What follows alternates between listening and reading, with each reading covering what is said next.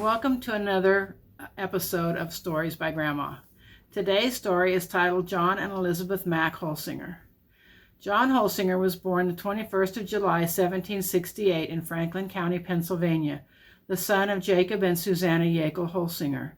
He was from the first generation of Holsingers born in North America. Elizabeth Mack was born 13th of October, 1776 in Franklin County, Pennsylvania.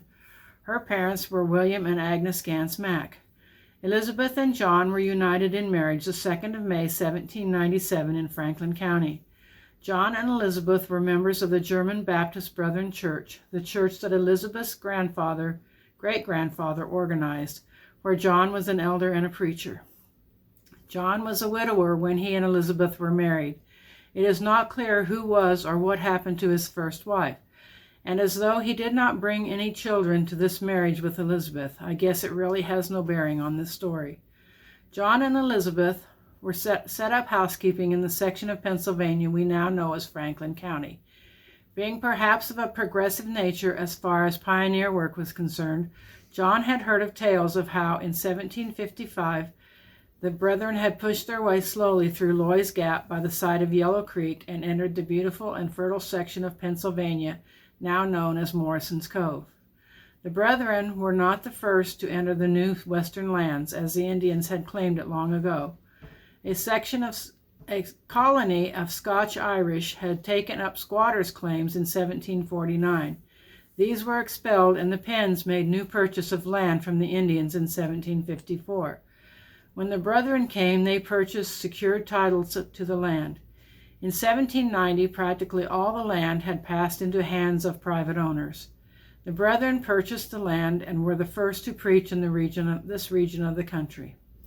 The Yellow Creek congregation of the Brethren Church was organized with a small membership as early as 1796. There have been regular conducted religious services by this denomination ever since this part of the country was settled, the early pioneers being largely of the Brethren faith. The first bishop in Morrison's Cove, so far as was known, was John Martin, who located in the present county of Blair before the Revolutionary War. Daniel Paul was another of the early bishops in the Cove. He was followed by John Holsinger, Sr. of this story, in 1825, and then John's son, John, in 1845. The first meeting house in the Yellow Creek district was built in 1839. The Brethren were pioneer settlers and endured many hardships. The Indian was not at all pleased by being dispossessed of his land, and right or wrong, he defended his happy hunting ground with the tomahawk and gun. Even though the pioneers had the right to the land by purchase, they found it necessary to return to safer land east of the mountains. During the Indian Wars in 1762, the Indians committed a number of murders and took captives.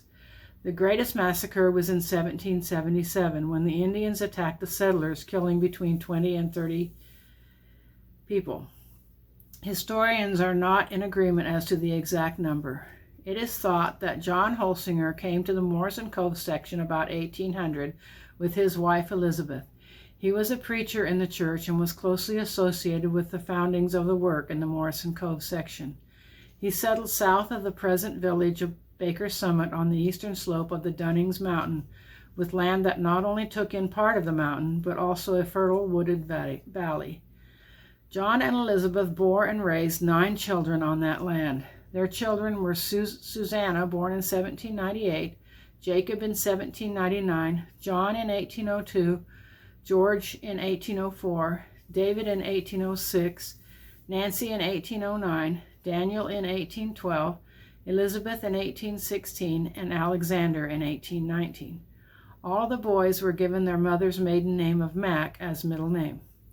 All of their children grew to adulthood, which was very rare in those early days of America. Elizabeth died first on the 19th of October, 1847, in Bedford County, Pennsylvania. John's death occurred over 2 years later, on 8th of December, 1849, on the place where he toiled and lived. His work bore fruit, and on his section of land in 1850, just a year after his death, a large church building was erected and known as Holsinger Church. It served the community well and finally became known as the Old Holsinger House. In 1912, a new beautiful brick church was built about 100 yards or more east of where the original church stood. Across the road is a cemetery where many of the pioneers to this section of Pennsylvania are buried, including John and Elizabeth. No marker has been found of their burial spot. The church stands as an eloquent testimony of the life and leadership of John and Elizabeth Mack Holsinger. While it seems today that the homestead sits back off the road, you have to remember that the road was not there in the early days of the church. The house that stands upon the old place now was built in 1860. I have visited this spot of Pennsylvania. It is peaceful and beautiful, and I can feel my family's spirit there. I stood on the ground that John and Elizabeth called home so many years ago. John and Elizabeth are my fourth great-grandparents. That's all for today. Thanks for watching, and don't forget to subscribe. Goodbye.